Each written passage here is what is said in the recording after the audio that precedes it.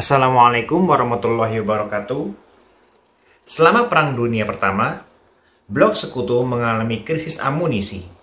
Namun, salah satu tokoh Zionis, yakni Chaim Weizmann, yang juga merupakan seorang ahli kimia, mampu membuat sebuah penemuan kimia yang dikenal dengan Weizmann Process, sehingga Inggris dan Blok Sekutu tidak lagi kekurangan amunisi.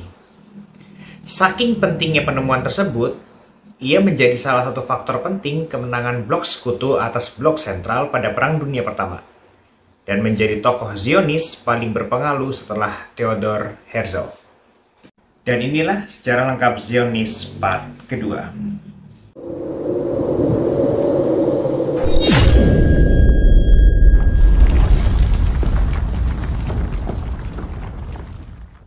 Akibat penemuannya itu, Inggris dan juga Blok Sentral berhasil memenangkan Perang Dunia Pertama, dan Chaim Weizmann menjadi orang yang sangat penting di Inggris pada waktu itu. Dan karena menjadi orang yang sangat penting, Inggris pun memberikan apa yang Weizmann selama ini inginkan, yaitu mendirikan negara Yahudi di tanah Palestina. Hal inilah yang melatar belakangi terjadinya deklarasi Balfour tanggal 2 November tahun 1917. Saat itu, Inggris melalui Menteri Luar Negerinya, yakni Arthur Balfour, mengeluarkan deklarasi kepada Rothschild untuk diteruskan kepada Federasi Zionis, yang pada intinya mendukung pembentukan negara Yahudi di tanah Palestina. Namun, di sisi lain, Inggris juga menjanjikan tanah-tanah Palestina tersebut kepada bangsa-bangsa Arab, tanpa sepengetahuan orang-orang Zionis, demi keuntungan Inggris atas wilayah Palestina pada waktu itu. Tujuan Inggris mengeluarkan deklarasi Balfour adalah untuk mengubah persepsi orang-orang Yahudi, terutama yang ada di Amerika Serikat, agar mereka mau mendukung Blok Sekutu pada Perang Dunia Pertama. Karena para pemimpin Inggris, mereka beranggapan bahwasanya orang-orang Yahudi ini memiliki kekuatan ekonomi yang sangat besar, serta memiliki kekuatan yang cukup dominan dalam industri keuangan internasional.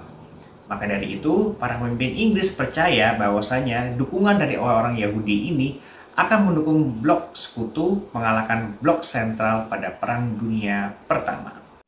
Setelah deklarasi Balfour, gerakan Zionisme mulai mendorong migrasi kaum Yahudi ke Palestina secara masif dan terang-terangan. Sesuai keputusan Konferensi Zionisme Internasional ke-1 di Basel pada tahun 1897, gerakan migrasi dan penguasaan tanah Palestina dilakukan dengan cara-cara sebagai berikut.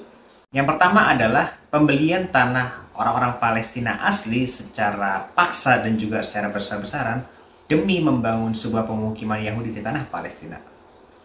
Dan dana yang dikucurkan oleh orang Yahudi tersebut untuk membeli tanah-tanah tersebut itu sangat-sangat besar. Meskipun pada akhirnya minat orang-orang Yahudi untuk bermigrasi ke tanah Palestina pada waktu itu masih sangat-sangat rendah. Karena minat orang-orang Yahudi untuk migrasi ke Palestina pada saat itu sangat rendah dan dianggap cara tersebut tidak efektif, maka orang-orang Yahudi mulai menjalankan rencana yang kedua, yaitu dengan cara meneror orang-orang Yahudi di seantero benua Eropa, yang pada tujuannya agar orang-orang Yahudi tersebut merasa tidak nyaman di negeri mereka, sehingga mereka semua itu mau diajak migrasi ke tanah Palestina yang akan didirikan negara Yahudi di sana. Cara yang ketiga adalah kaum Zionis pada waktu itu membuat sebuah embargo kepada warga asli Palestina dengan cara menyetop suplai kebutuhan sehari-hari kepada warga Palestina, dan tak jarang dengan cara-cara yang sangat intimidatif. Dan karena itu, banyak banget masyarakat Palestina yang jatuh miskin, sehingga mereka terpaksa, dan ada juga yang dipaksa, untuk menjual tanah-tanah mereka kepada orang-orang Yahudi, sehingga masyarakat asli Palestina pada waktu itu harus meninggalkan tanah atau kampung mereka di Palestina. Di samping itu, gerombolan-gerombolan teroris Zionis seperti Haganah, Steengang, Bachnach, Irgun Levi El-Ummi, dan sebagainya secara terus-menerus melakukan teror dan membunuh orang-orang asli Palestina untuk memaksa mereka meninggalkan tanah dan tempat tinggalnya. Tindakan itu dilakukan sejak awal abad ke-20 sampai dengan sekarang. Dan yang terakhir, yakni cara yang kelima, adalah orang-orang Zionis ini ingin membangun kepemimpinan orang-orang Yahudi di tanah Palestina dalam bidang ekonomi dan juga politik. Di tahun 1918, Inggris melalui Jenderal Allenby merebut Palestina dari kekhilafahan Turki Utsmani yang kalah pada Perang Dunia Pertama.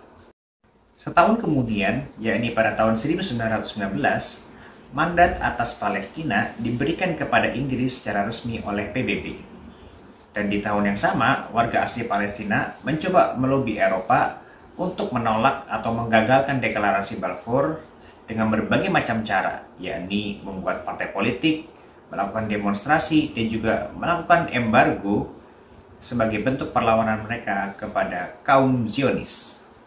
Pada tahun 1920, karena Turki Utsmani sudah kalah, maka ia dan sekutu membuat perjanjian damai yang dinamakan dengan Perjanjian Sevres, yang salah satu isinya adalah Turki Utsmani secara resmi melepaskan daerah kekuasaannya seperti Arab, Libya, Mesir, Irak, Syria, dan juga Lebanon. Namun di tahun 1921, alih-alih memberikan tanah Palestina kepada Yahudi atau bangsa Arab, Inggris malah mendirikan negara Transyordan di Palestina sebagai bukti kekuasaan Inggris atas Turki Utsmani, tanpa mendirikan negara Yahudi sebagaimana janjinya kepada orang-orang Zionis.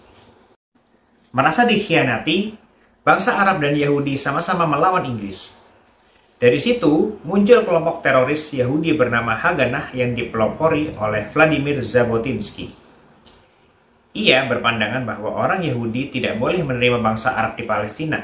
Maksudnya adalah orang-orang asli Palestina, karena sudah banyak bangsa Arab di Timur Tengah serta bangsa Yahudi tidak boleh mempercayai negara lain seperti Inggris.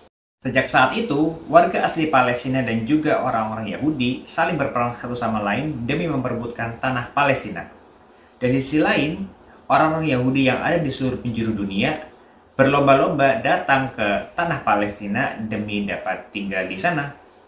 Nah, seiring berjalannya waktu, tepatnya pada tahun 1939, Inggris itu mulai kewalahan dengan konflik orang-orang Yahudi dengan warga asli Palestina ini, karena banyak banget tentara Inggris yang meninggal gara-gara dibunuh oleh orang-orang Yahudi. Karena udah muak banget, Inggris akhirnya nggak tahan sehingga ia menyerahkan tanah Palestina kepada PBB secara resmi. Dan PBB saat itu menunjuk United Nations Special Committee on Palestine atau UNSCOP untuk mencari solusi atas konflik yang ada di Palestina ini. Sampai pada akhirnya di tahun 1947, PBB dengan sewenang-wenang membagi wilayah Palestina menjadi 3 bagian.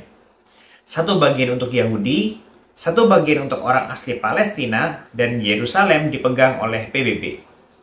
Usulan tersebut akhirnya disetujui oleh mayoritas negara di PBB. Dan hal inilah yang ditunggu-tunggu selama ini oleh kelompok Zionis.